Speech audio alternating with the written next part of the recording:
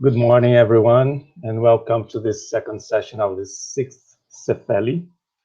We're having now in this session a roundtable called Discourses of Sustainability in a Globalized World, different voices from different contexts, with two important guests, international researchers, Tom Bartlett from the University of Glasgow and Joel Windle from the Universidade Federal Fluminense.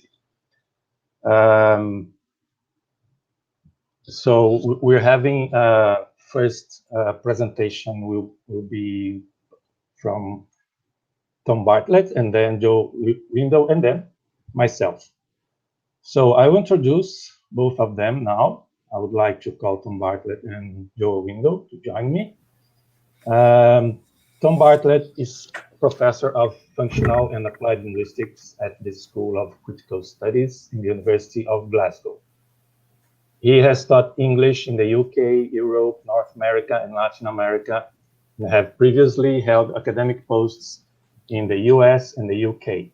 His most recent academic post before Glasgow was at Cardiff University, where he acted as Director of Research of the Centre for Language and Communication Research.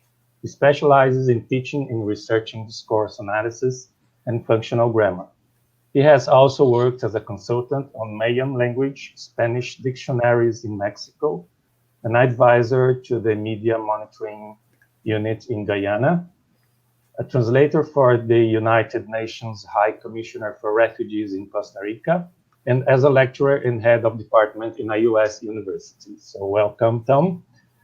And Joel Windle is a professor at the Department of Modern Foreign Languages and the postgraduate program in Language Studies at the Universidade Federal de Sergipe, where he also coordinates the Nucleus for Critical Studies in Language, Education and Society. He taught mother tongue and foreign languages in public basic education networks in France and Australia. He coordinated the institutional program of scholarships for initiation to teaching, TDIG, in the area of English at Universidade Federal de Ouro Preto.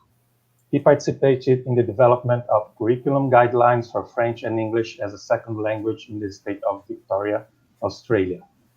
He was pedagogical and general coordinator of the Languages Without Borders program at Universidade Federal Fluminense. And since 2017, he coordinates the extension project, the development of language and culture teaching in basic education in Niterói, in partnership with the Fundação Municipal de Educação. He is also young scientist of our state by FAPERJ, productivity fellow of CNPq, and member of the working group on educational inequalities of the World Educational Research Association. Welcome, Joel. So we're going to start now with a presentation by Tom Bartlett. Okay, hi there everyone. I'm just going to open up my PowerPoint, and unfortunately let me so share the screen.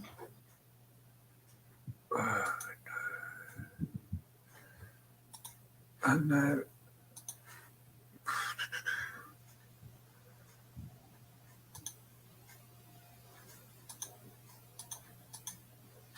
right, I've lost the ability to share the screen I want to share. Oh, weird.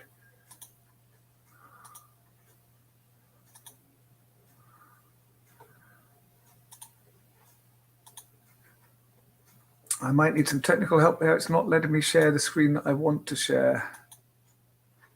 It's only got it. Strange. Okay, sorry for that nonsense there. Okay, so I'm very, very happy to be with you today, even if it is only virtually.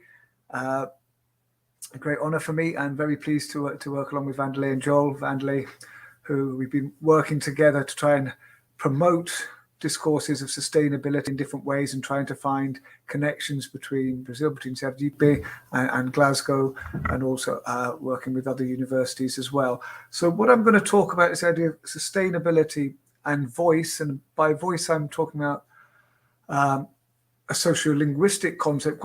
It's quite a complex concept, voice. It says quite often in sociolinguistics you have a simple word that has a lot of complex ideas and definitions and theory behind it. So we're going to think about what I mean by what we mean by sustainability, because we're talking about the discourses of sustainability and people communicating about sustainability. And Vanderlei and I are involved in a conference for next year about sustainability. And one of the interesting things was we were trying to involve other speakers in other universities, and people wrote back and said, what do you mean by sustainability? What definition of sustainability are you using? And the whole point of the conference we're organizing is, that's exactly the point. What does sustainability mean? What do people mean by it? How do they negotiate it? How do they agree what it means? So we're interested in how people in practice define or use the concept of sustainability rather than any definition we want to impose, because it's the idea that sustainability has so many different ideas and so many implications for people's lives.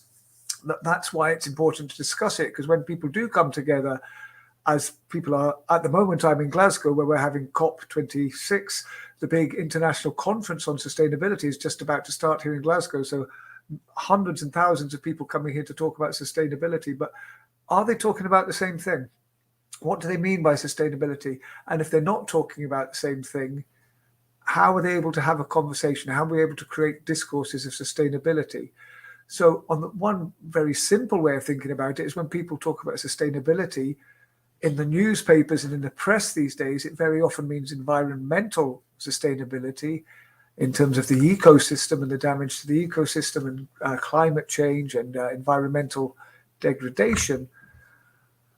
But it also means cultural sustainability. How can people sustain their way of lives? And maybe that's not what we mean when we hear what the newspapers mean when they talk about it. But where I'm sure, as you're very much aware from the context in Brazil and where people are involved, people are at the receiving end, if you like, of governmental guidelines and transnational guidelines on environmental sustainability, how does that affect the culture of the groups who are fishing or hunting or gathering, whatever economic pastime in industry, heavy industry, whatever? Creating environmental change or improving the environment impacts on people's lives and therefore impacts on their cultural sustainability, which is also important to people and connected with that, of course, socioeconomic sustainability. That we want to look at some communities and we want to think about how do these people earn a living to make their communities viable, to have that culture viable, while also thinking about the effects of the environment.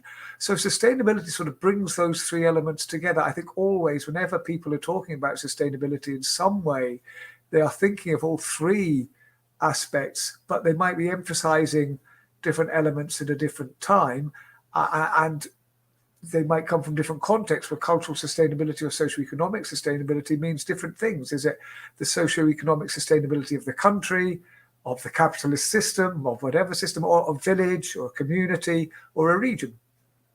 So how difficult is it to reconcile all three of these meanings of sustainability?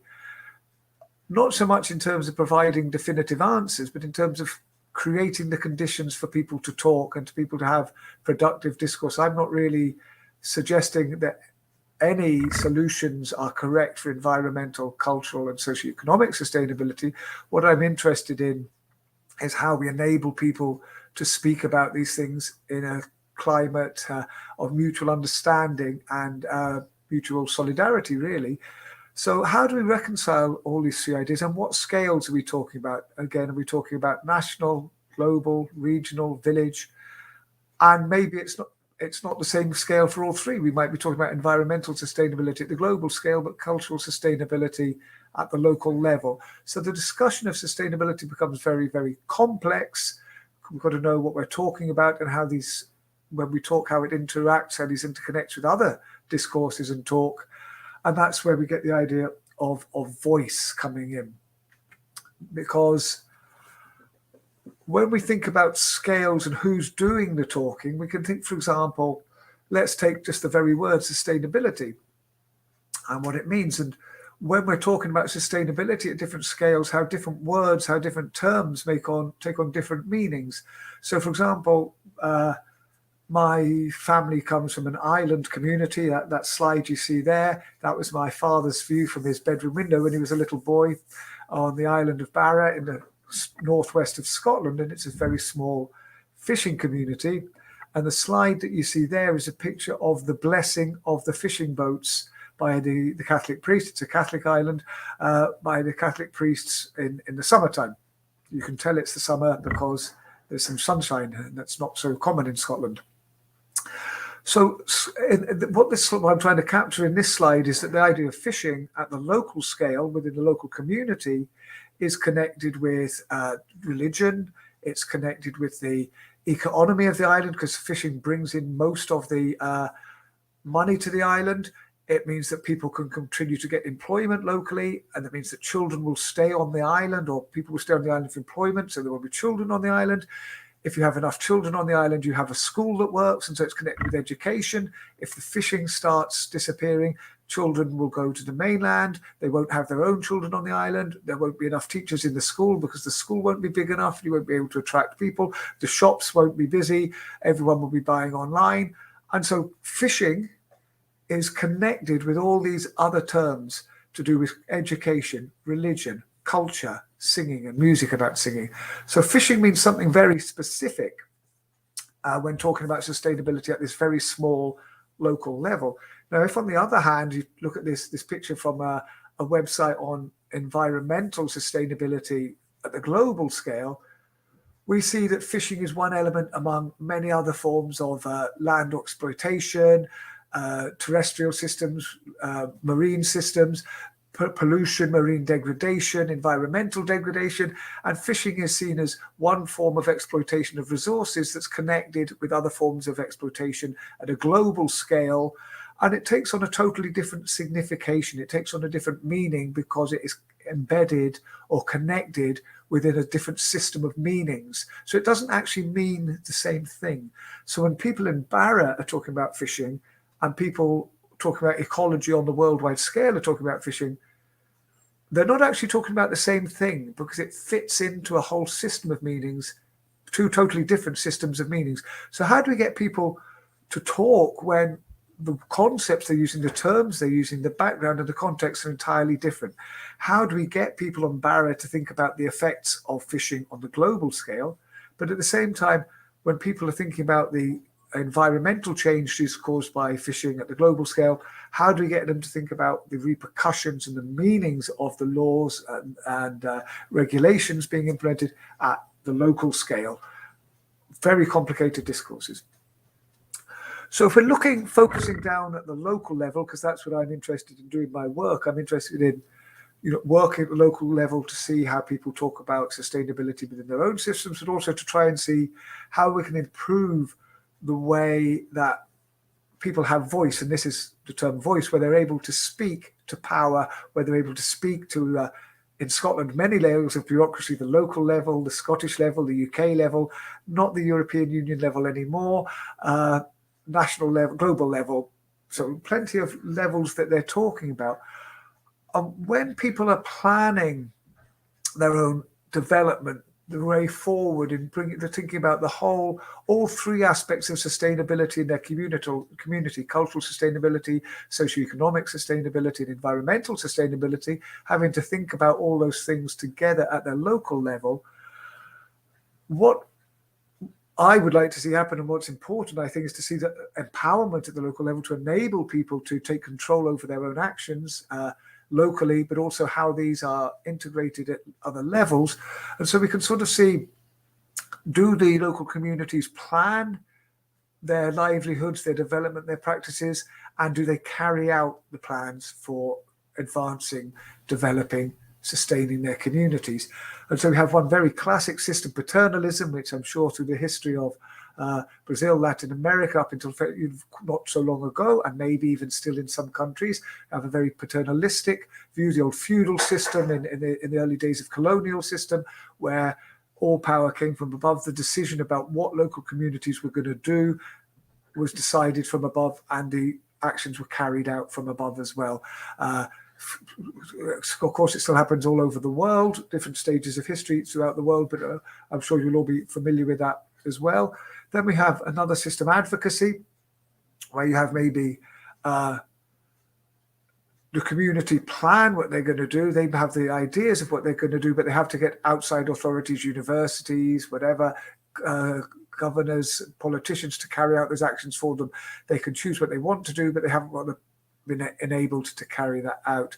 Co-optation is the reverse, where actually the government or the gatekeepers make the decisions of what's going to happen, but they get the local communities to carry it out on their behalf and make it pass through empowerment. So what we're interested at the local level, really, for full empowerment, would be much more local communities deciding on their course of action, of course, informed and in dialogue with other people, but informing how they want to go forward, how they want to develop, but also being given the power to carry that out themselves. So we want this double empowerment at the local level. But of course, even if we devolve power to the local level in this way, both in terms of the decision-making and the action, this involves talking across levels, talking at different scales, talking to regional government bodies, talking to universities, talking to scientists, talking to the media, whole discourses of sustainability development with all these different scales and different gatekeepers or people you need to work with to create empowerment for yourself. So how do we get local people, local small communities to participate in decision-making at a higher level, at the government level, at the regional level, at the global level? Well, there are different ways of participating, and one of them, of course, is just being present, being there at the same time, but actually not saying anything or hearing anything. And if you think about the conquest, that happened when the conquistadores came over from Spain and announced in Spanish to the indigenous population that they were now under their control and would be good Christians and speaking. So the indigenous population, of course, was not really participating in this decision-making process in any way, because it was a foreign language, totally foreign culture, totally imposed on them. So we can think about a little bit more participation in terms of, well, at least please let's hear what you're saying. Please use our language so we can hear what you're saying and what your plans are, so we know what's going on. Still very passive form of participation. So we want to take that a bit further, and we're thinking about, well, can you hear us, please? Can you hear our voices? And now what often happens, as I'm sure you're all familiar with this at all levels of bureaucracy, and it's very frustrating, you might go to a meeting where you're given a chance to speak, and you speak for 5 minutes, and maybe the people in charge can hear your voices, but they're actually not really listening to what you're saying at all. They're just giving you a chance to speak to make you feel better so that they can say we had a participatory engagement, but it's not really participation at all. So we can take that a bit higher and say, well, please listen to us. Listen to what we're saying. And there we have a distinction about Rousseau saying it's not what you look at, it's what you see. So this is taking us to a different level. If we think about it, it's not what you listen to, it's what you hear. This is a different meaning of hear. This is actually trying to understand what people are saying. When you give people a chance to speak and you listen to them, but then you also try and hear what their message is. What is the underlying message of what they're saying? And then we're getting to a higher level of participation still. But then I would say that there's even one level beyond that, is that you're giving people, you're legitimating the way people speak. You're allowing them to speak on their own terms, not insisting that they speak in your terms. This is a classic example, of course. I don't speak Portuguese. We're having this workshop in English because I don't speak Portuguese. Therefore, you will all have to try and speak in English to me with your different levels of English. Of course, some of you will be very fluent, but it's on my terms, which is not very fair and balanced. So how do you make it that indigenous languages, local languages, minority languages, not that Portuguese is a minority language, but in this context, good old English, people don't speak more than one language generally when they speak English, especially from the UK. How do we allow people to speak? But also at another level, it's not just the national language you speak or the official language like Brazilian or English or Brazilian Portuguese or English or Spanish or Portuguese, Peninsular Portuguese. We're talking about the way you speak as a community, what you talk about and the way you say things. Instead of having to learn official Brazilian Portuguese or the jargon, the official language that gives all the power to the gatekeepers because they're speaking in their own, what we call a code, their own way of speaking. It's a great disadvantage if small groups or outsiders have to learn how to speak like that in order to be heard. So how do you legitimate the local voice, the local way of speaking?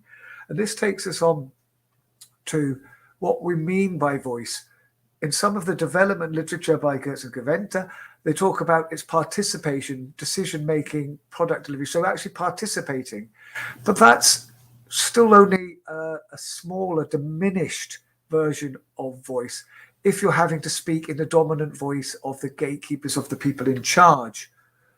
Whereas Blommaert talks about voice as being understood in different contexts. So this is the idea that you might be understood at the local level, but then also if you talk at the global level, if you move from one country to another, then you can still be understood, but you can also communicate successfully. So it might be, Blommaert gives the classic example of maybe people with English in Tanzania who have a lot of prestige in Tanzania because they can speak English, but when they come to the UK, their variety of English is not considered prestigious, or that suddenly they're in a different position in terms of authority.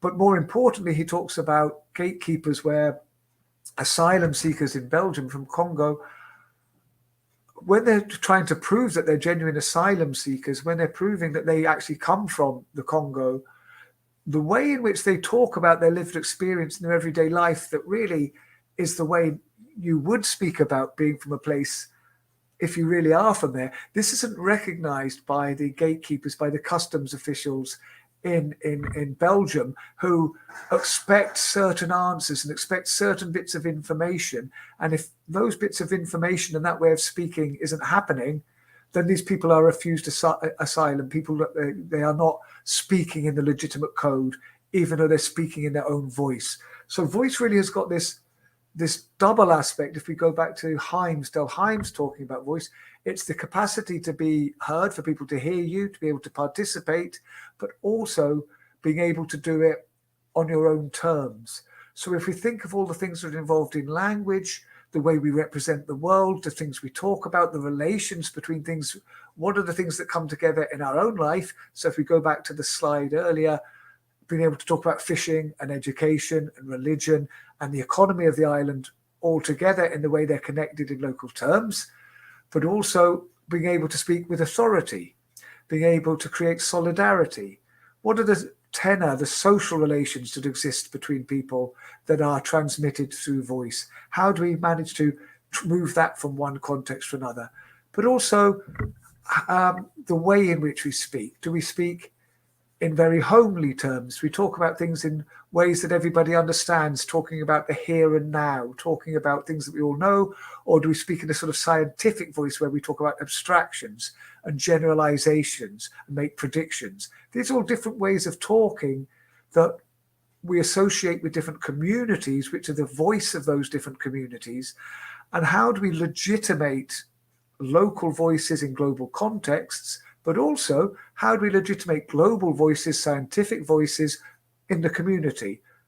We want to talk about making this two-way communication. It's not just about the public understanding of science.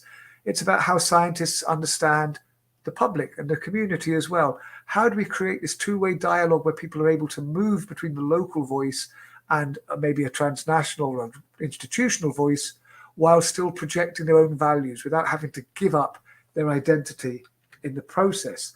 So if we're thinking about climate, we might think about Greta Thunberg, for example. Very strong voice about climate change, creates a huge audience, people in the streets worldwide coming out to support Greta Thunberg and really taking her message on board, but not everybody does. And because she's a young girl, because she's an adolescent, because people think she should be at school, sometimes it's quite easy to destroy that voice, to delegitimize it, to take away from it. So what I'm saying is that what might count as a strong voice and having voice in some contexts isn't the same as having, not everybody can have that voice, will be legitimate with that voice, and that it's not legitimate in all contexts. So we have to think about different contexts and what makes a voice legitimate. So here's a diagram that I've been working with for some years. And it's a heuristic, what we call a heuristic diagram. It's just something for thinking with.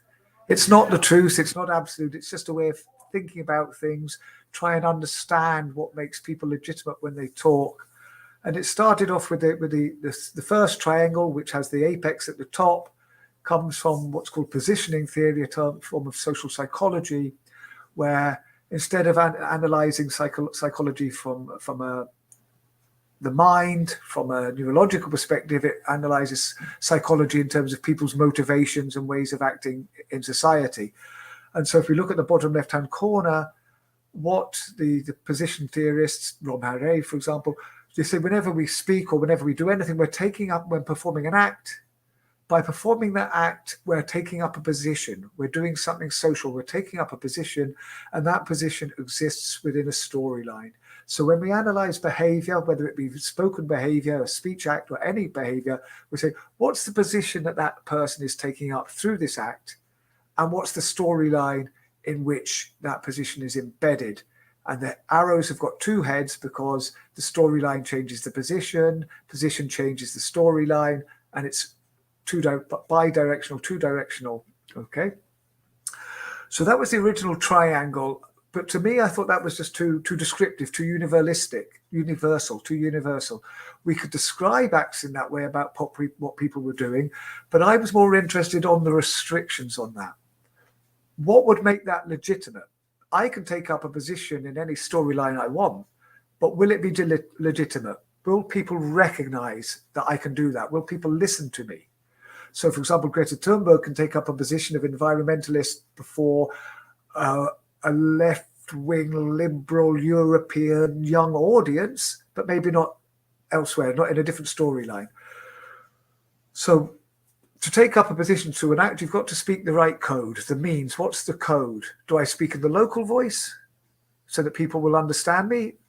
Or do I need to speak in the scientific voice so that people will understand and listen to me and give me credit? When I take up a position on a storyline, I've got to have the right cultural capital. I've got to have the right history. So, for example, you're listening to me now because I'm a professor of linguistics, and so you think that I'm going to speak sensible things about linguistics, and you're willing to come on 9 o'clock on a Thursday morning to listen to me because I've got that social position. Not everyone can do that. You cannot have everybody trying to take up a position if they haven't got that cultural capital behind them. And most importantly, it depends on the audience, the marketplace. I have that cultural capital for you as an audience. You recognize that cultural capital, other people might not. And who am I talking to? Who are the other people I'm talking to? So the cultural capital depends on your audience, and it also depends on the other people involved in the conversation. So to be legitimate, you've got to have the right code, the right means, the right way of speaking to take up a position. You've got to have the right cultural capital to take up that position on that particular storyline. And at the end of the day, that all depends on who you're speaking to and who you're speaking with. So it's a good way of trying to work out what makes someone a legitimate speaker, and what makes someone not a legitimate speaker in the eyes of the audience. Okay, so this map you'll possibly recognize. And I realize I've got about 5 minutes left, so that's great. In terms of my own fieldwork, my PhD fieldwork, which has become the center of my research, I was in Guyana, which you can see is up there next to Roraima State in the northeast of Brazil. It borders Roraima. And I was working there in the savanna region of the Rupununi rainforest, which is the edge of the Iwokrama rainforest, which is the edge of the Amazon rainforest. So I was doing field work there, and I was very lucky. Just by chance, I became involved with an organization called the North Rupununi District Development Board, which came into being in Guyana in the 70s and 80s. There was a dictatorship under Forbes Burnham, and Forbes Burnham, the president of Guyana, gave the Iwokrama rainforest to the international community. Actually gave sovereignty of the rainforest to the international community, so that they could study the rainforest for biological, zoological, ecological purposes. So you had all these Western, you are west of me, let's go, American, European scientists coming, studying the rainforest. And after doing this for a few years, one of the scientists, Graham, well, there are actually 14 communities, indigenous communities, Makushi and Wapishani communities living in the rainforest. Maybe we should involve them in discussions about their future. So taking us back to that diagram about getting them involved in discussion, getting them involved in the activities to enable them to develop sustainably, because it was the organization that the rainforest was gifted to was an environmental organization, the Iwokrama International Rainforest Conservation and Development Program. And so they decided to hold these meetings once every 2 months with the indigenous population, where the indigenous communities, largely Makushi, would come together with representatives from this international organization, but also with government officials, people from the World Wide Fund for Nature, people from UNICEF and UNESCO. And so it was to enable dialogue between these groups. And this is the man who is responsible for my career, Uncle Henry. A lot of capital. He was a jaguar hunter. He was an ex-jaguar hunter, a community elder, and a co-founder of the NRDDB, a wonderful man to work with. So he had a lot of capital, both in the local community. He was an elder, a respected member of the community. He was a jaguar hunter. He knew the forest. But he had also worked with the government of Guyana and the international scientists to create the North Rupununi District Development Board. So he had two cultural capitals, which was very important. And when we talk about Uncle Henry's discourse, this is what started my whole interest in voice and capital. It wasn't what I started to do with my PhD. What we look at Uncle Henry doing when he talks, I realized that the scientists, the international scientists, weren't able to explain their ideas very well to the local communities. And I saw one stand up and then another one and then another one, and they tried to explain what's called the sustainable utilization areas to the community, and it just wasn't working. And then Uncle Henry got up and he spoke, and everyone said, yeah, we get it now, we understand. And I spoke to people afterwards, and they agreed this was a big change. So I thought, wow, let me look at Uncle Henry's talk. Let me learn from Uncle Henry. What's he doing here that enabled him to explain the forest intervention to the communities? And okay, English was not their first language. Some of them, it was Makushi. Some spoke Portuguese as their second language, some English as the third language. But I looked at grammatical complexity, and no, Uncle Henry's language was more complicated than the international scientists in terms of grammar. I looked at the length of clauses and stuff like that, the level of technical language. No, Uncle Henry was more technical. So I thought, what am I going to look at now? And then when I looked in detail, I started analyzing from the point of view of systemic functional linguistics, where we look at language from three perspectives: the representation of events, the interpersonal elements of how you engage and talk to other people, and mode, from my perspective, is how connected is your talk to the here and now. So what really happened was that Uncle Henry wasn't, if we think about understanding, I think in English, but in other languages, well, it can mean to comprehend. Entender in Spanish, I think, means comprender, and also empatizar. I don't know in Portuguese. But what was important was it wasn't the comprehension that was the problem, it was the empathy. And that Uncle Henry was able to relate these difficult concepts to community ideas in terms of what he was talking about, but also in terms of the authority he used. He was a local elder, so he was able to tell people, you must do this, you should do this, you can do that. He had that authority, and that was part of his voice. But because he was also connected with the scientists, sometimes he would start saying, rather than talking about we as a group and you must do this and I'm in charge, sometimes he would start referring to the community as you. And he would take on the voice of an outside scientist, telling people that local practice was very, very good. And we know about the forest intimately far better than the local scientists. And we have this intimate knowledge. And then he would say, but also the local scientists have this other knowledge. And he would adopt a different voice, and he would take on the voice of the institutional scientist. And so he was able, because he had these two forms of capital, he was able to move in and about of those two forms of voice. He was able to translate what the international scientists had said that people weren't empathizing with, they weren't understanding, and translating it into community values through his community voice, while also having this authoritative scientific voice. Haven't got time to do this here. I like this example because if you look at all the titles, you see that people, Miss Hilda, Mr. Bramley, Mr. Chairman, Sir, Hilda, people are mixing the institutional roles and their roles as friends and their roles as insiders and outsiders. You see this wonderful negotiation of these different types of capital in this very short extract. So last slide, and then I'll finish.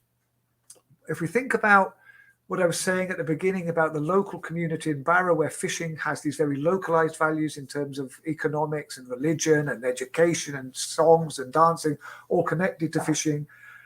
And then the global scale where fishing means something totally different and the way of speaking is different, the types of authority are different, the ways of making your language legitimate is different. It's very, very hard to expect everyone in the local community to be able to adopt the institutional global register. At the same time, it's very difficult to expect scientists and outsiders to come and speak with the local voice. And even if they did, they wouldn't have the authority to do so. They can't use the local voice because they're not local. So maybe we've got those, instead of expecting these different groups to do that, maybe the role of the researcher is to be a nomad, moving between these groups, facilitating the change of voice from the local to the global and working with the communities to say, this is how you would say this when you're speaking to the newspapers, or this is when you're speaking to institutional, big institutions globally. Working with the scientists as well. Let's not assume that the standard voice is universal. It's very hard for people to understand standard Brazilian and standard registers. People think that the powerful voice is understood by everybody. This is nonsense. So we have to teach scientists as well, how do you come and speak to the community in a way that means that they can connect with your ideas? Not because we think the community ideas are right or the scientific ideas are right, but so that we can enable people to speak to each other and communicate and work out the answers for themselves. There's some references. That's the end of my talk. I think I've more or less done it in the right amount of time. Thank you very much for listening to me. I wish I could see you, but I can't. But thank you very much for listening to me. All right. Thank you, Tom. That was brilliant. I'm looking forward for our conference next year. But then I remember I'm in the organizing committee. Lots of work to do. There's lots of work to do. Yes, lots of translating to places as well. All right. Thank you. Now, Joel, come back to stage. Hi, Vanderlei. Hi, Tom. Hi. Hi, Joel. Okay, it's our turn now. Okay, well, thank you, Vanderlei, very much for the invitation. 10 years since my first. Oh yes. First participation. Joel was here in the first SEFELI. Which was also my first visit to Brazil. So it's a very special event for me, and so I'm really honored to be invited again. Vanderlei, thank you so much, and thank you, Tom, for the wonderful presentation. And yes, Sergipe is my favorite audience, always. That's very nice. So Vanderlei, shall I start my presentation? Oh yes, go on. Okay, so I'm going to share my screen as well, like Tom did.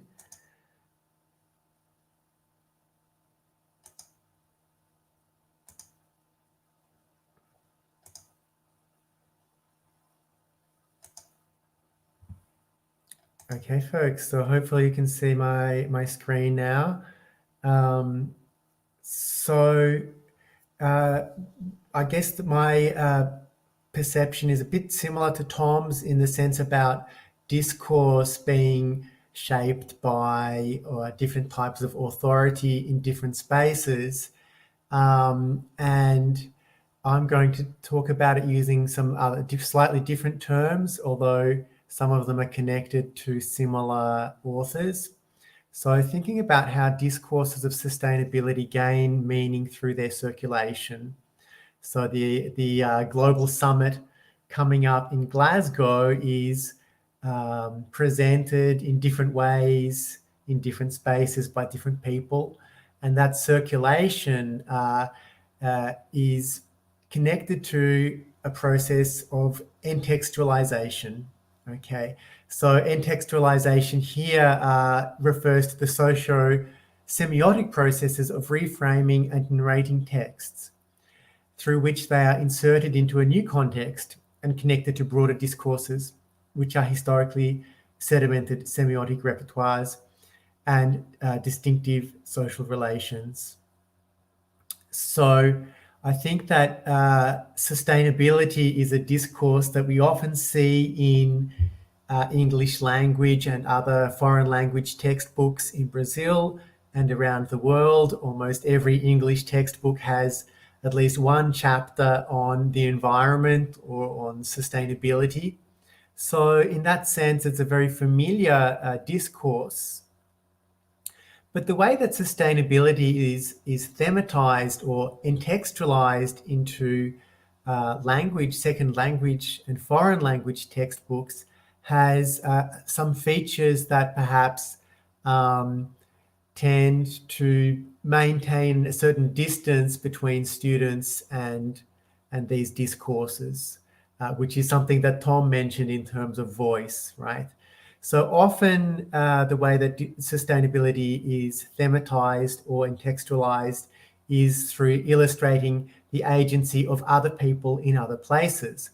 That's connected to the idea of the native speaker as the most important figure in language education.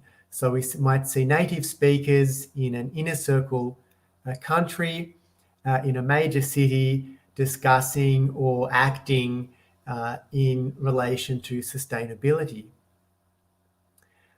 We also see as well an emphasis on the agency of large institutions such as the UN. So the current climate summit in Glasgow, in a way, is a very classic example of the kind of event that might end up in a textbook. So it often, this discourse in textbooks emphasizes the role of governments, universities, and so on. And then we get another type of contextualization, which is to reduce sustainability to small scale individual actions and the moral dimension of that. So you should do this or you should do that as an individual. And so, of course, these types of contextualization are problematic and limiting. And what's interesting is that there are some alternatives available to us, and I'm going to discuss some of those now. So I'm going to talk about a group called Rio on Watch, which is based in Rio. It's a group that focuses on life, problems, and political action in urban peripheries in Rio de Janeiro. And so you've got the link there to the website. It's interesting because it publishes articles in English and Portuguese, and it has been used as a resource in Brazil, but also in a number of other countries, including Ireland, Canada, and so on. So it is a space where discourses around sustainability find a particular type of contextualization. And here are some of the features of that contextualization. So one is the framing of sustainability through networked actions at grassroots level. Grassroots, that should be, folks, grassroots level. The second is an emphasis on interactions between peripheral urban spaces in different countries. So, for example, between Rio, Chicago, Nairobi, London, and so on. And so these are the type of discursive links that in some of the work I've done with colleagues in Brazil, we talk about in terms of transperipheral, that is connecting different peripheral spaces, or prioritizing voices from those spaces. The Rio on Watch site focuses on the voices of local activists and also pays local activists. Joe, yes. Hi, Joe. Sorry for interrupting, but we are still on your first slide. Oh, really? Yep. Oh, okay. So try, and I'll let you know if it's. Oh, now it's working. Okay. But I'm actually still on this slide. Okay, can you see one that says contextualization in Rio on Watch?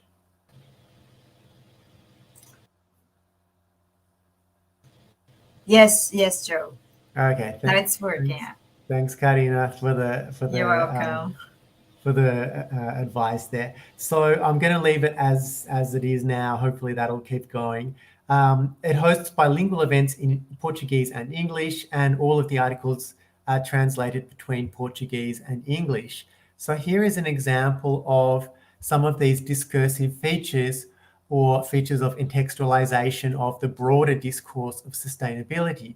So here we have the Sustainable Favela Network.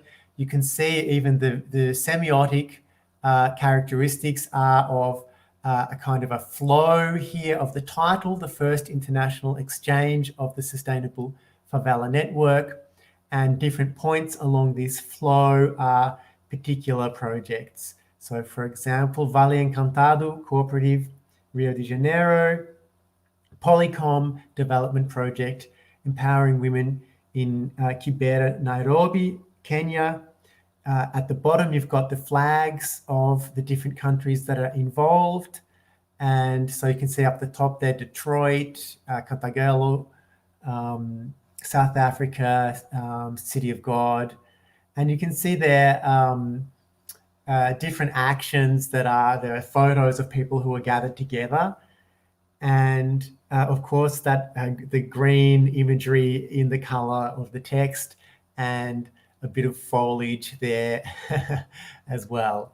So I think the graphic representation already gives some indication there of the way that discourse is presented as emerging from a network.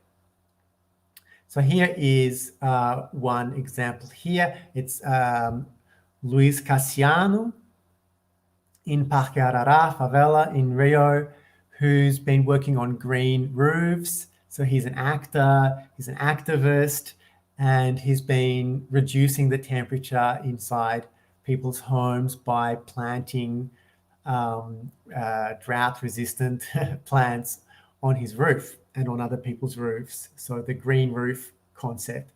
So you can see there's some of the text that's been published on the website.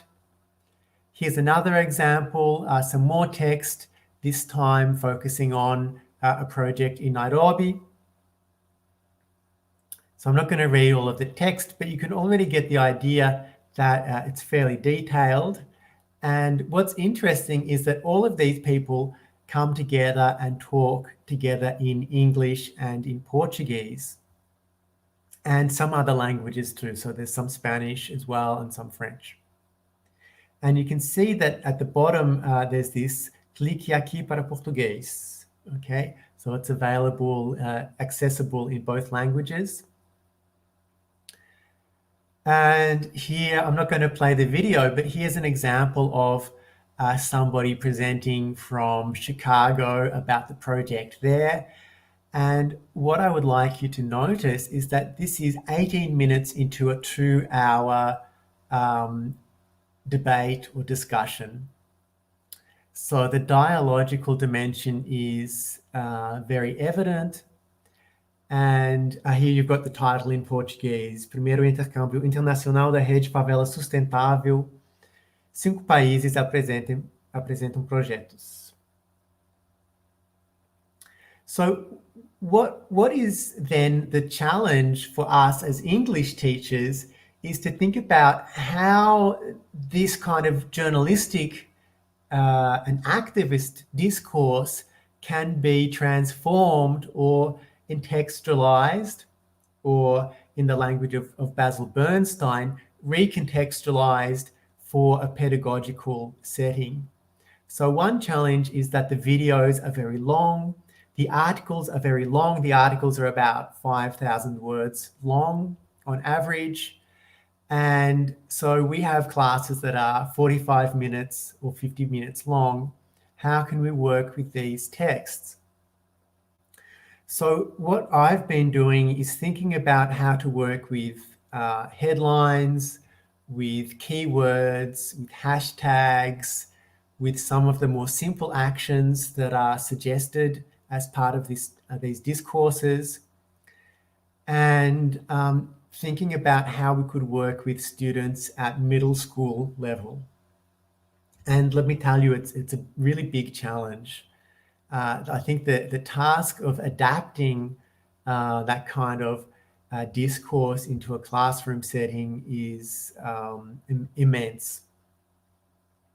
So here is an example of just a campaign, hashtag Stop Favela Stigma, which is from Rio on Watch, which has been incorporated into a pedagogic discourse, so contextualized or intextualized into a PNLD textbook called Beyond Words.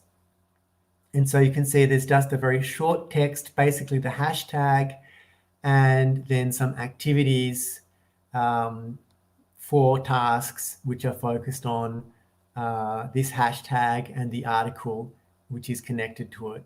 So I'd be very interested if anybody has been working with Beyond Words. I think this is Nonu Anu or 9th year, can't remember now. Here's another example about lack of internet access in favelas in Rio.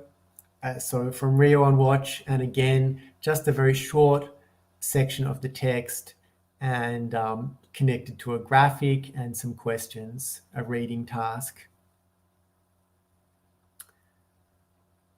So I'm going to finish off then just talking briefly about some other activities that I've been working on for this kind of adaptation. So this is Support a Waste Picker, which is a campaign in Rio, and this is a teaching connected to that campaign.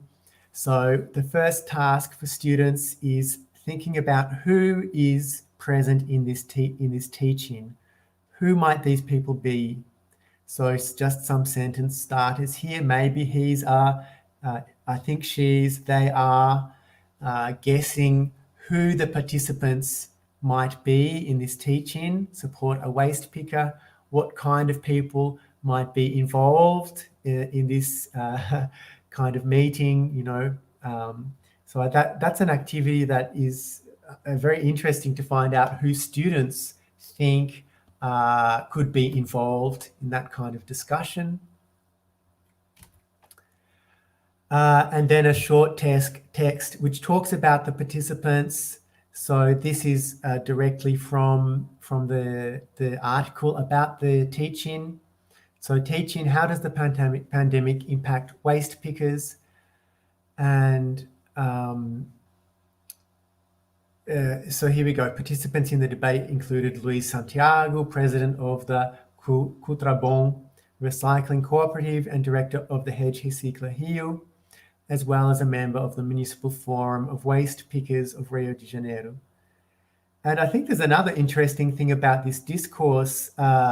It's in English, but waste picker is a concept that resonates amongst English speakers in South Africa and India, but not in some other settings. So in my own experience as an English speaker who grew up in Australia, that term waste picker was unfamiliar to me.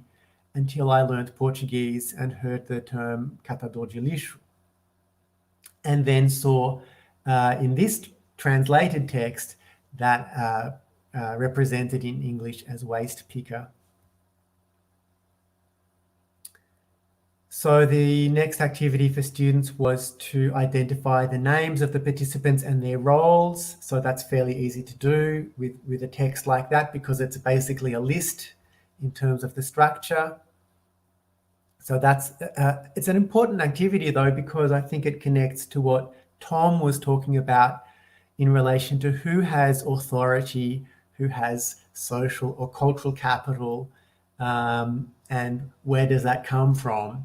And in this context, most of that is from grassroots community activist organizing.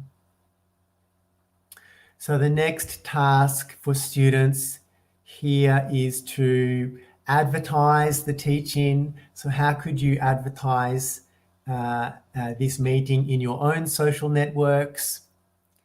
Imagine what you could do if you were going to use WhatsApp, if you were going to use Instagram, Facebook, if you're going to record something. So this is a pretty semi-authentic type of task, because all of these encounters do have some kind of advertising through social media. Okay, the next step is what kind of action can people take? So how to support waste pickers. So here's some more text from the article on Rio on Watch. Fahaz also invited all participants to share videos of the Show Your Garbage Challenge, also available on the Sustainable Favela Network Facebook page, and mainly to post their own versions. To show support for waste pickers, you can make a simple homemade video showing the trash in your home and how you sort and organize it. These videos will foster a public debate on how we deal with our waste and bring attention to the Support a Waste Picker campaign, explained Fahaz. Advising everyone who posts videos to include mention of the campaign's hashtag and invite their followers to access the page for more information on how to support waste pickers during the pandemic. The idea is that each person who makes the video will challenge 3 others to post videos as well, which will create a wave of engagement and support. So here the discourse is immediately connected to a type of action which is not just individual, but it's networked. It's a type of action which is designed to spread. It's a type of action that is connected to digital literacies through the use of the hashtag. And it's something that you can invite the students to do as well. So that's the final activity in a teaching sequence, would be for students in the classroom to make a video along these lines. And of course, people who work at Rio and Watch also made videos showing their trash or their rubbish. And the final kind of step in this contextualization of the Rio and Watch articles as teaching materials is to think about other campaigns that might relate to local issues. So instead of support a waste picker, what other campaigns could there be with support a? So support a student, support a cleaner, support. So this is something to brainstorm and think of another topic for a teach-in. Who could you invite? What their roles might be, and finally some kind of advertisement for this new teaching, which would be based on the interests of your students in your classroom. So hopefully, Karina, those slides went through okay.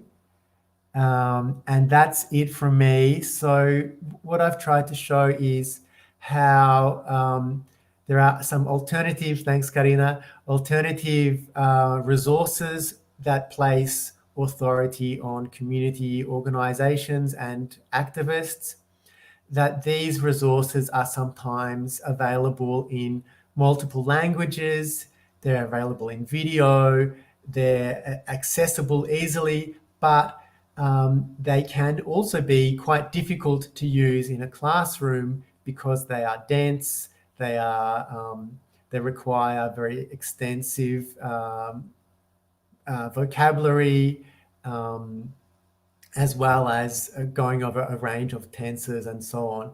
So I think that they require a particular type of pedagogical work, which is another form of intertextualization, where we try and make use of some aspects that promote and give agency to students. Thank you very much.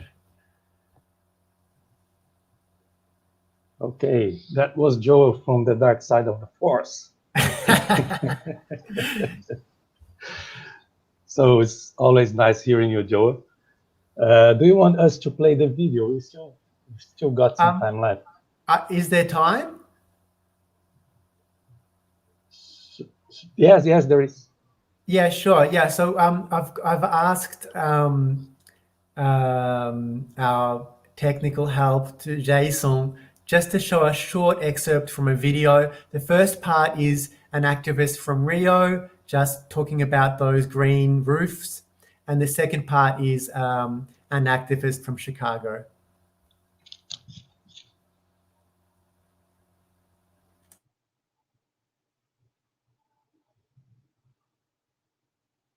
Para a gente conseguir fazer esses telhados verdes e deixar a favela realmente mais leve e mais bacana, né? E esse telhado também pode ser também plantados alimentos, ervas medicinais.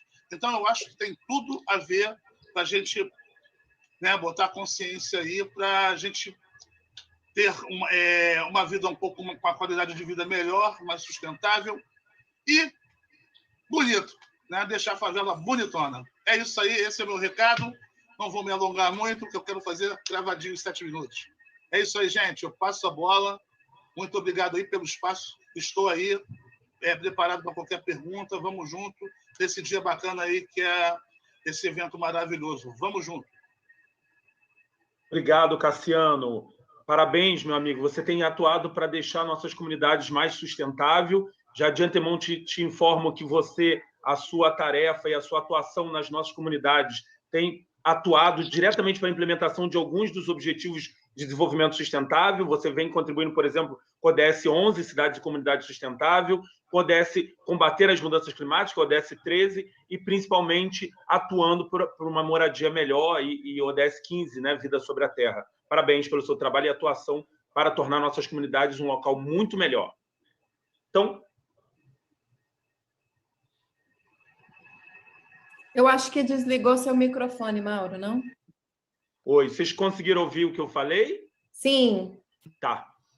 Então, agradecendo aí a participação do Careca, né, que tem muito abrilhantado a nossa rede com seu lindo trabalho, tornando nossas comunidades um lugar melhor. Eu convido agora a nossa próxima apresentadora, que é Mônica Lewis Patrick. Mônica, seja bem-vinda, que você possa trazer um pouco das suas informações, da sua atuação e que possa nos abrilhantar com a sua experiência aí na sua comunidade. Seja bem-vinda. Welcome. Thank you so much. I can't tell you what a pleasure it is to be with all of you today in this amazing gathering of some of the brightest minds and most revolutionary thought leaders in the world. But I would, if someone could cue up my slides, I'd like to just take a few minutes to just talk about the work that we do at We the People of Detroit. We're a small NGO here in the city of Detroit that started out really concerned about the fact that we were seeing on average about 20 to 30,000 households shut off from access to water on an annual basis. But it wasn't until prior to the bankruptcy in the city of Detroit that became a global story where government and agencies and the collaborative powers, political powers, came together to actually take away from the residents of Detroit control over their own water infrastructure, an infrastructure that had been paid for and invested in by a majority Black city. And so some of the work that we had to do was the citizens of Detroit had to come together and put together their own resources and their own intellectual power to be able to evidence all the harms and the impacts that were happening to our community. Next slide, please. And so one of the things we always want to make sure that we're sharing with the global community is that in the US, on average, about 15 million Americans struggle to have access to clean, safe, and affordable water. And we know based on research that was conducted out of Michigan State University here in the US, it was conducted by Dr. Elizabeth Mack.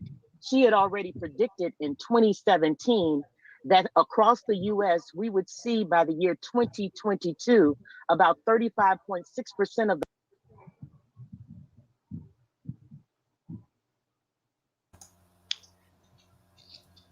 Vanderlei, so that's just to give a taste of the type of discussion going on in Portuguese and in English at that meeting. So over to you. All right.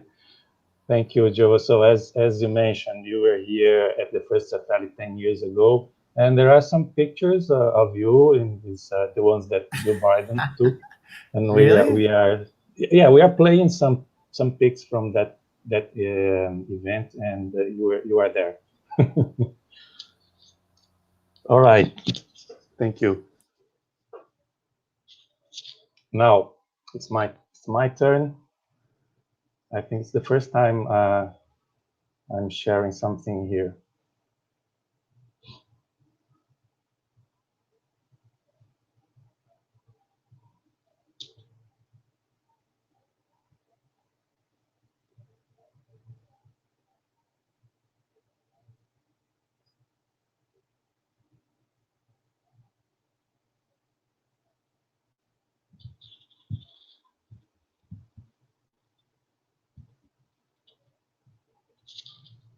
Okay.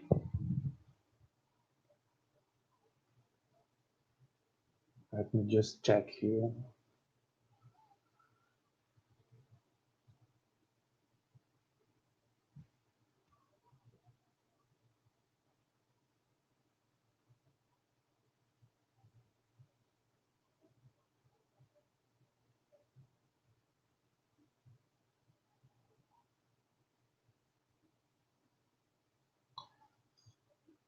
So I'll do a short talk, and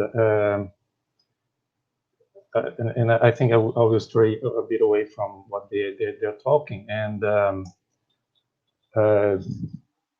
something that has been calling my attention lately are these this ESG initiative in the financial market. And ESG stands for environmental, social, and governance. So it can be described as the three broad categories or areas of interest for what is termed socially responsible investors. They are investors who consider it important to incorporate their values and concerns into the selection of investments instead of simply considering the potential profitability and/or risk presented by an investment opportunity. So this is a kind of a trend that's going on in the financial market. So companies are being forced in a way to adhere to this kind of initiative so that they become more diversified, more cleaner companies, and so on. Let me just check if my screen is being shared. I think, are the slides changing?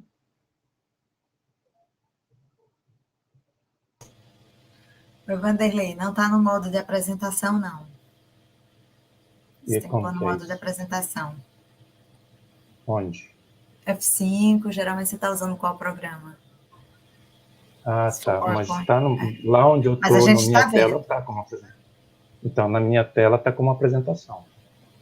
É que você está compartilhando a tela anterior. Você tem que compartilhar a tela de apresentação. Você tem que navegar com Alt Tab. É isso. Ok. Eu te aviso quando tiver ok aqui. Tá.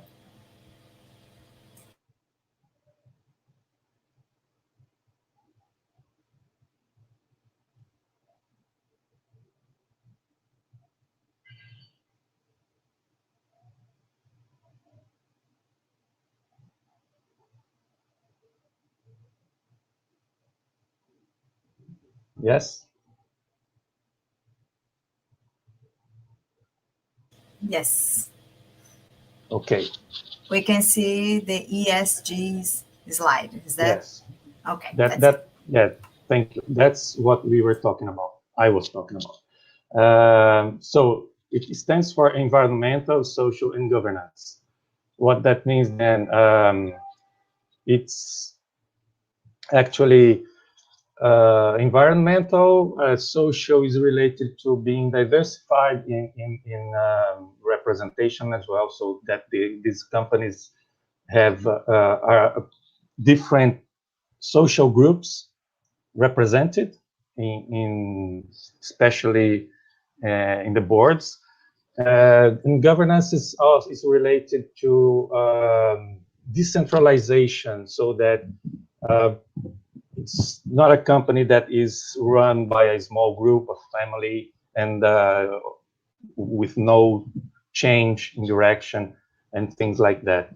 But obviously, the most important one is related to the environment. So this is the one that companies are paying more attention to. So when it comes to the environmental part, then we can see nowadays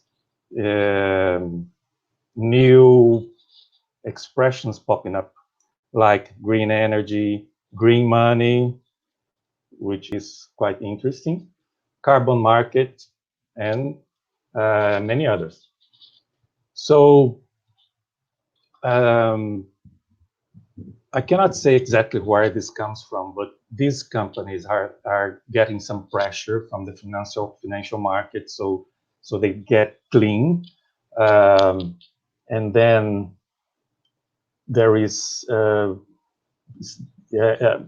the tendency is that if these companies that are on the stock market doesn't adhere to these initiatives, they will probably lose space in the market.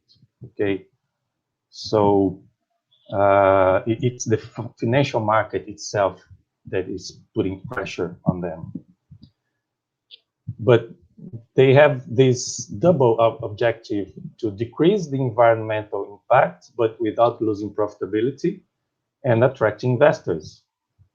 So, it's a kind of what they're trying to do, light capitalism or light neoliberalism. And we can see then that in this case, it's they are doing it for their own survival, but disguised as a quest for humanity's survival. This is the discourse that we have. So, like the environment, sustainability, and the sustainability. When I mean sustainability here, is mainly about the environment. So our lives on Earth and so on. But what that means is we are looking for a solution for the environment, but without letting go of capitalism and neoliberalism. So I brought some theory then, especially from Calantzis and Cope in adding sense. And I have this first concept, which they call closed rhetoric, defined as it sets out to limit the scope for meaning of interpreters to enforce a narrow range of meaning in interpretation. So I can see that the financial market itself doing it to the companies. So it's like, if you don't adapt to these conditions, you will not survive. So there is this company called BlackRock, which is the largest assets management company in the world. And this year, for example, they have voted against the directors of more than 50 companies in their annual meetings, including, for example, ExxonMobil, which is a giant company in the oil market, oil sector, and Volvo, the car maker. So what they do is they try to get some voice in these companies' directing boards, and then they go there and try to get some contrary votes to the main directing board, so that they change their policy, especially in relation to gas emission, the gas emission rate of this company. So ExxonMobil then didn't achieve the necessary gas emission rate, so BlackRock went there and voted against the directing board. And then another concept is reification and alienation. Reification then is defined by them as processes of transposition by means of which social meanings are presented and distorted or concealed by their objectification, thereby serving interests differentially. So I would say that what these companies or the market are trying to do is something like that. So they are putting forward a kind of discourse saying like, well, we are clean companies, we care for the environment, we are worried about our future on Earth, and so on. But in my opinion, what they really want, they have a much shorter vision about it. It's just to for themselves to survive on the market. So Calantzis and Cope also talk about interests, and interest here is not a financial term, but and they say that they have this expression, solidary interests, which is the meeting of differential interests as between equals, where meanings are achieved voluntarily and where transparency would not change the meaning. And they claim that the capitalist market economy, to some extent, is based on solidarity, because even in the most basic transaction, selling and buying, there is a sociable interest in the sale, a differential interest between buyer and seller that is solidary in one meaning function, but antagonistic in another. This is intrinsic to exchange and the market, their function as sociable meanings. But for them, when there is this domination of antagonistic interests on the market, which is more useful, it may lead to self-destruction. And well, maybe what we are seeing nowadays is not only the self-destruction of the market, but humanity altogether. And then if we take that as, for example, looking after the environment as a solidary initiative, I think this idea meets Luis Gonzaga Beluso's analysis of actual present commodification around the world, when he says then that all this is responsible for commodifying all spheres of life, including those hitherto protected ones, love, leisure, religion, for example. And that also combines with David Harvey's kind of prophecy when he said that there would be the commodification of everything. So both of them are talking about neoliberalism. So this neoliberal ideology claims to bring progress, development to everybody, but it may actually be leading to destruction. So, and then when it encloses everything, all our aspects of our lives. So Beluso, for example, is talking about love, leisure, and religion, and we can see how these things have been marketed lately under neoliberalism. And then to finish this, I'll bring another example, which I would say it's a kind of resistance, but using the enemy's tools, because the MST has recently, the landless rural workers in Brazil, gone to the capital, to the financial market, to raise funds for their family farm agricultural enterprises. And then they were using these certificates that are traditionally linked to agribusiness, which is called agribusiness receivable certificates. So they put these certificates on the market so that people can buy them and get interest rate for these certificates, and then at the end they get their money back with interests. So they have raised $3.5 million this year with this initiative. So this shows how this is an interesting strategy from the MST to appropriate the tools from opposing groups, especially the agribusiness, for their own interests. And if we compare both these groups, we can see that when we talk about the financial market and how it goes in relation to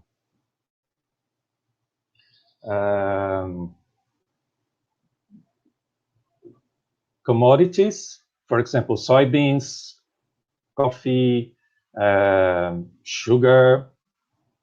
We are talking about monocultures, especially from large landowners who are not really interested in the environment. And also they are looking for profits, and they are competing among themselves to see who gets the most, who gets the most money, which company gets most valued on the market, and so on.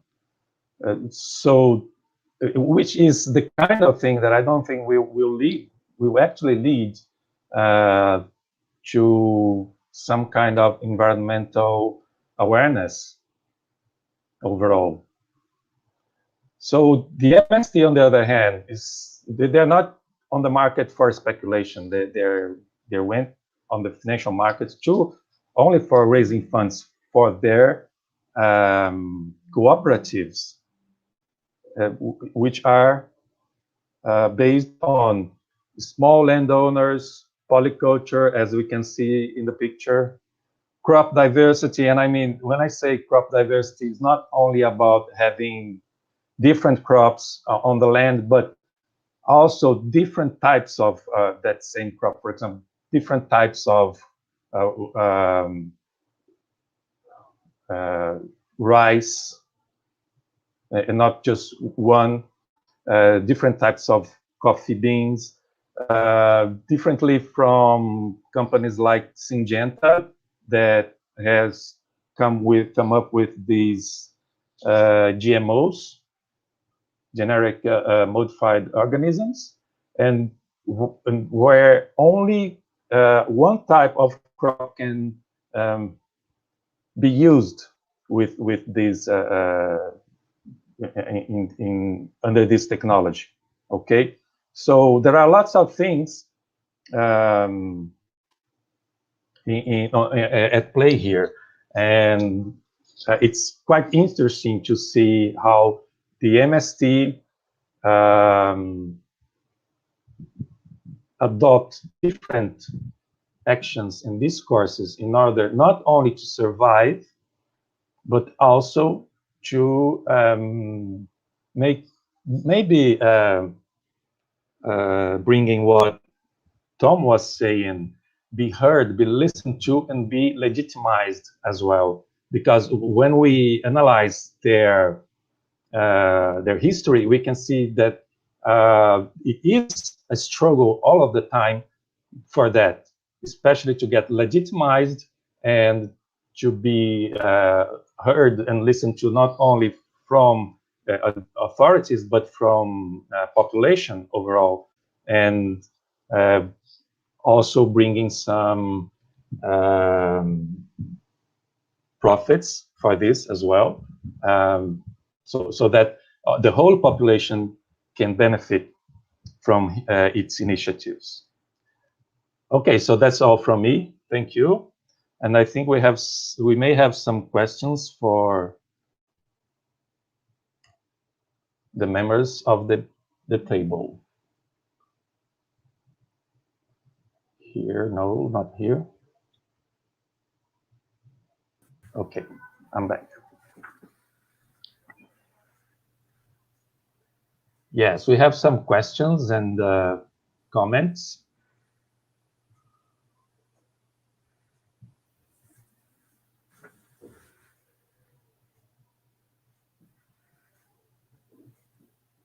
Let me see. Well, this is a generic one from Maria Amália Façanha. Considering the growing challenges the world has been facing, devastation of the rainforest, civil wars, constant racist attacks, increase in poverty levels, I ask,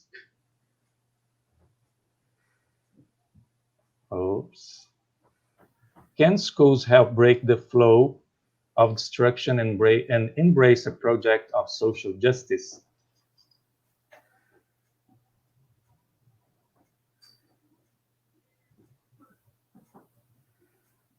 Tom, Joel?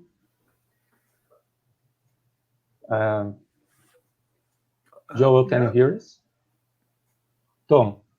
Yeah, okay, I'm happy to try and answer that very, very big question. No, I don't really work in the school's context. Maybe Joel will give a better answer than me, but just it seems to relate to a question that's been asked a bit about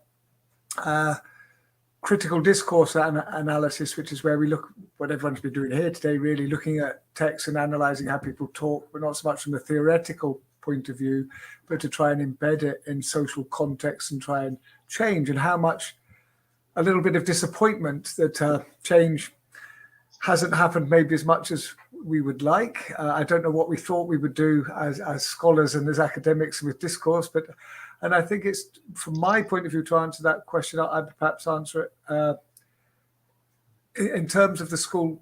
Well, in terms of scale, to me, I think scale is very important. I think we sometimes ask the wrong questions, for example, or we set ourselves the wrong challenges. A lot of this literature you read in critical discourse analysis, when we'll say, talking about sexism or gendered violence at the global level or the national level, I don't think we can wipe out sexism with critical discourse analysis or with these tools, but I think we can work in local context. So again, it comes back to context and say, well, maybe we can get rid of sexism in the classroom.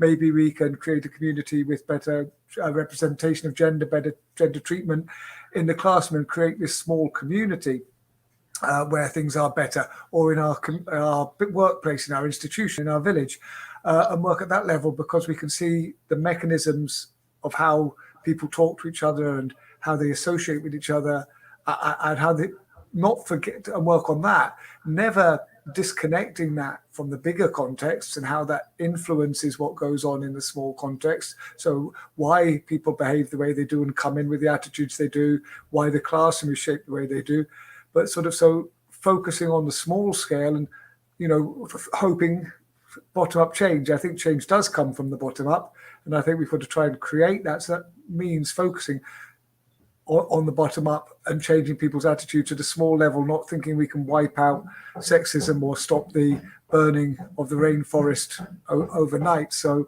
that would be my answer, is to just not just focus on the local scale, try and change things locally, and global change will come hopefully as a result. All right. I think schools can and do break the flow of destruction, and they do. Many teachers do embrace a project of social justice, and I think the pandemic makes that very clear, where we've had that lack of contact between teachers and students, and the great sense of disconnection and of students missing their teachers and teachers missing their students I think that really shows the importance that social interaction has for learning more than just English or maths or science, but for learning to interpret the world and develop a sense of self in society. So I think that the pandemic has also shown up the worst of some of the types of discourse and communication that flow through WhatsApp or through fake news and that are disrupted in schools, because schools have another rhythm, they have other tools, they have other forms of authority that can disrupt the fake news or the WhatsApp conspiracy theories that in the pandemic have really been running freely. And that we know if we're in a classroom, that there are other types of interaction that can effectively call into question some of the more destructive types of discourse that flourish in other spaces. And part of that is because the schools do that work of intertextualization, teachers do it, and they can help to, and it's collective as well. When everybody's in the classroom, I think you do get something a bit different compared to if you are on your own at home or in the kitchen. But there's been another interesting effect of the pandemic in that when our students are at home, if they're able to watch our class or interact in our class, sometimes there are other people present, brothers, sisters, mother, aunt, grandmother. And so some other people are drawn into that discursive space of the school, and some of them have also been, found that interesting, appealing. I've heard stories of people learning to read and write who have been, following their children's lessons. So there's been a positive side, but there's also been a negative side of some parents monitoring and trying to expose teachers for doing their work. So parents who are listening in on a class and then complain to the principal that what the teacher is teaching isn't what they like. So I think that there's been some kind of crossing over of different discursive spaces when the space of learning is the kitchen or the lounge room, and we don't have that kind of separate space of the school or the autonomy of the school, and the family is somehow shifted by this online learning. And the same in SEFELI. So the first SEFELI, if you weren't in the lecture theatre, you didn't hear what I said, whereas this is being recorded, so anybody can listen anytime and maybe use it to complain to the university or, who knows, or they could use it to inspire their practice or share it with somebody who's not a university student who might be interested. So I think that the discursive dynamics in the pandemic have shifted in some ways that are really interesting. Yeah, and it's also streaming on YouTube, so reaching a much larger audience. Absolutely, it's amazing. And we have some comments here as well. Ana Karina says, very interesting experiences and examples. Tom, Joe, and Vanderlei, thanks for sharing them. Christina Iluf, she's a very someone who's been attending SEFELI from the beginning as well. Thank you, Professor Tom, for the awesome talk and fascinating projects you've been involved in. And Caio Andrade, amazing work, really necessary nowadays. So let's go to some more questions. Let's see this one, Jefferson Jesus. What was the biggest problem you faced with the Favela project? Probably for Joe. I think that the initial problem is, as a researcher who's an outsider, was trust and credibility, you know, some of the authority, some of those things that Tom mentioned. So I think that that was an initial challenge, but the real challenge that I have faced has been that work of translating what's going on in the community work into something that is accessible and viable for use in a classroom with 30 students and limited time. And I haven't really found kind of a good pathway to doing that. So that's the phase where my work in the project was interrupted by the pandemic. So what we did was we started interviewing the people who were writing the articles so that we would have some information about the process of generating those texts. So how do you go about reporting on a community project with the idea that students themselves could then think about how they could also be, in a way, citizen journalists or producers of texts, producers of videos. So thinking about that kind of active agency through not just the final products, but through some contact with the people who were making them and finding out about the process involved in that textual production. So, I mean, the other big problem, you know, everyday problems like the military police coming and harassing everybody. So, you know, they're probably bigger problems in the end, you know, the problems that generate the need for these projects. And in the west of Rio, you know, in particular, the militia, which is very a big impediment on mobility and on community journalism. So I think that the growth of the militias in the west of Rio and in other parts of Rio mean that, for example, you can only get internet that's supplied by the militia. So a lot of people end up without internet or with slow internet, or you know, it's a really bad situation when you now rely on internet to get to you know, be in a classroom. Or electricity, water, gas, so all of those kind of daily needs that fall under the influence of these other organizations, then you know, we can't ignore those. And I think the good thing about working with something like Rio on Watch is that the people who do that work are very courageous. All right. I don't think there are any more questions. So there is another comment here by our colleague Amalia. These amazing talks made me think of Paulo Freire, who understood education as a way of connecting and critically intervene in the world, in the environment. If you want to comment on this.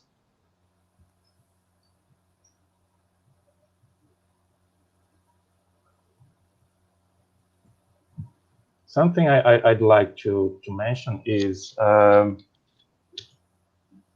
especially when we're talking about textbooks, but at schools usually, how these discourses are dealt with in the classroom. Because so when, especially in Brazil, since textbooks are distributed by the government to schools, so it's a kind of an alien in the classroom, and the teacher has to deal with it. So the teacher comes then facing this subject about social justice or the environment, and then I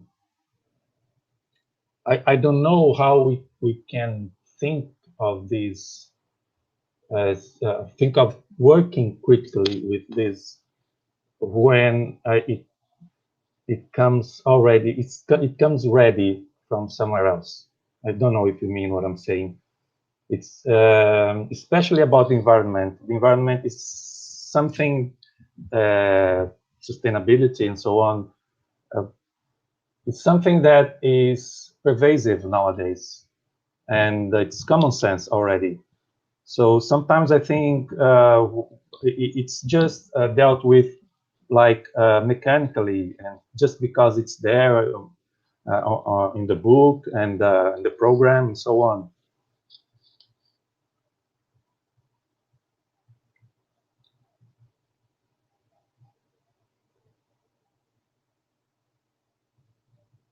Now I've got my microphone on now. I've been doing this for 18 months and still I forget to turn the microphone on.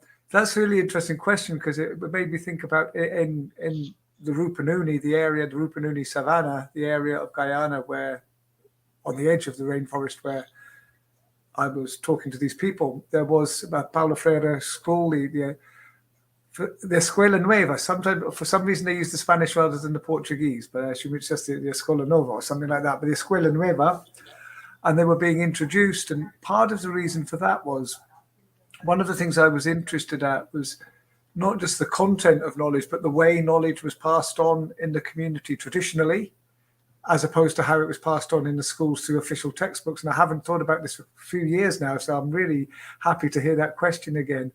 And one of the things, well, the two things I remember talking to William Andrews, one of the guys I worked with, and he stood up when he talks about the farming rather than the environment, but it's the same thing with his kids. He would go round the savannah, go to the edge of the forest, point to the birds, point to the fields, and explain actually by walking about, by moving, by seeing the stuff, and by very much connecting with it.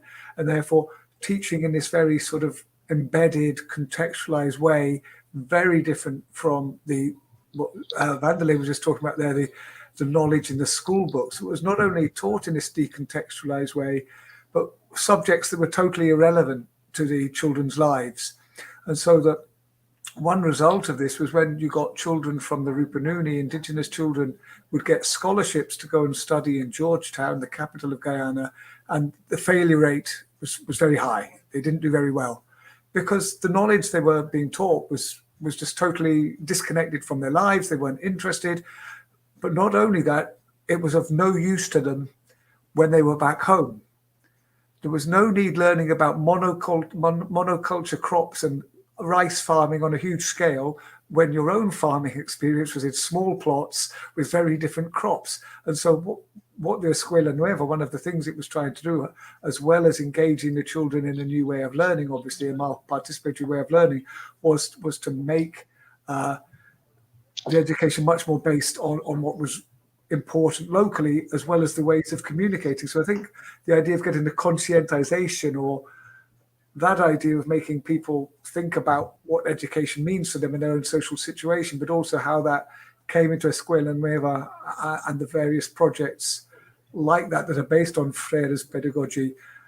Really good question, and it's just making me think more about that, this making it part of people's lives in terms of the context of learning, but also the material of learning, which is very similar, I suppose, to what I was saying about what Uncle Henry was able to do with other discourses. We need people like Joel doing that with the textbooks and the education and making them real and vital to each individual classroom.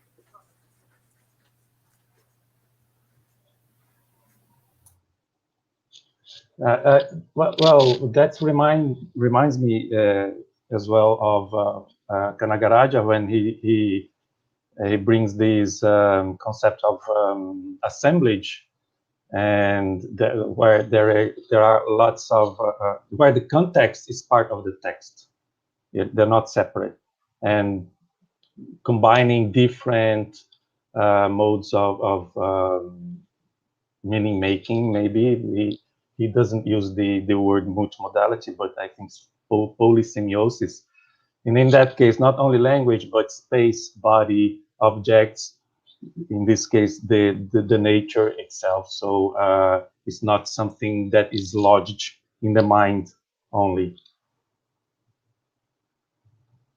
We have a very nice comment here from Joanna Gouveia. I must say, I'd never had such an experience in an online lecture like this one.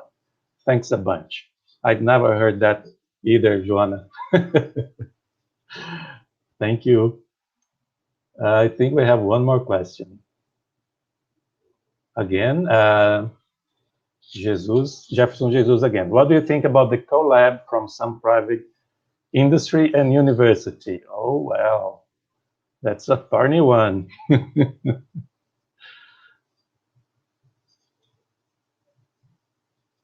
Who's going first? I think that's not something, I don't know, I'm not, cannot generalize, but it's not so common in Brazil because our universities are public, are state universities, but I think in other countries it's been going on.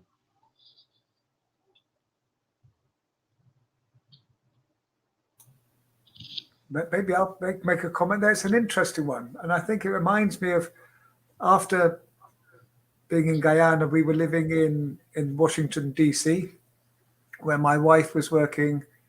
Well, my wife is an anthropologist and she loves working with local communities, but she ended up working for the Inter-American Development Bank as an anthropologist, as a social advisor, as someone who was supposed to make sure that these big macro policies were not detrimental to local communities on the ground. And of course, quite often she was only being used as her name was being used to get approval for what the people wanted to do anyway, and she was being, taken advantage of.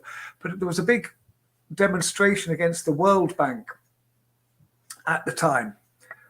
And it was interesting because I was thinking I was sort of there caught where Mary was working for a similar sort of organization, but my heart was really with the protesters.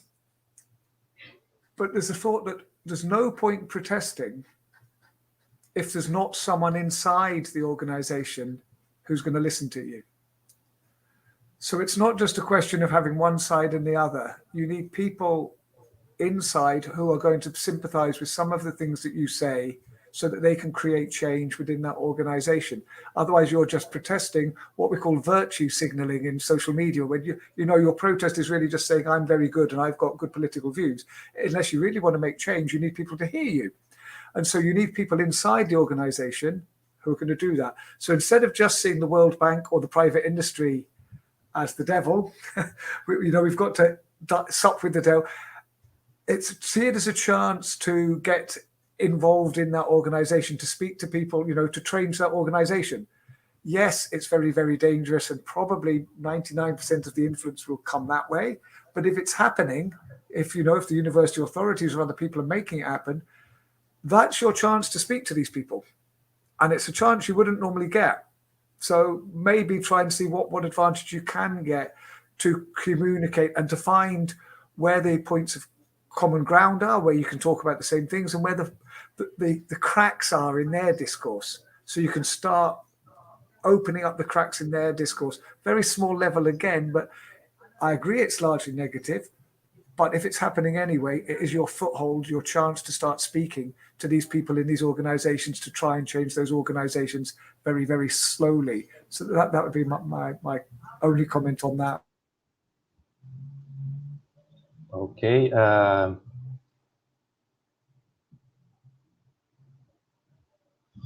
No, that one's... I think that's all. Joel, do you want to say something? No, I think the choice of the word collaboration is interesting because often it's not a collaboration. Often it's a more unequal kind of relationship. That's where the problem starts. If it's a reliance or a dependence or a subservience, then that's a problem. And I think the university needs to have autonomy and democratic accountability.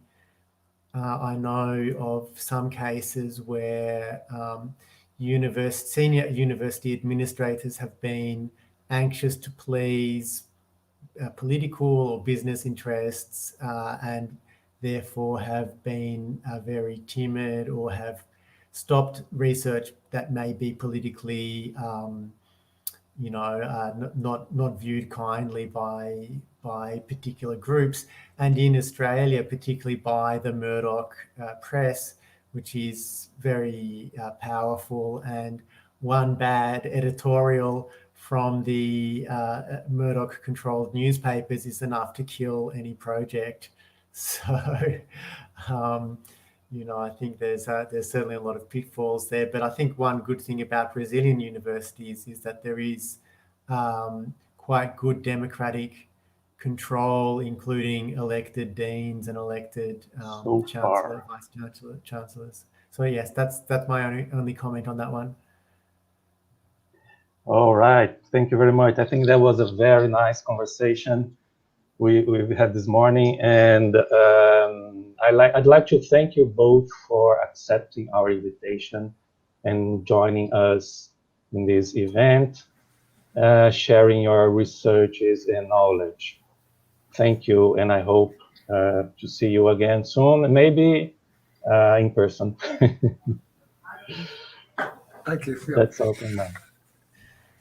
Thanks. Bye-bye then. Thanks, Tom. Thanks. Bye now. Thanks so much. All right. Bye. Bye-bye.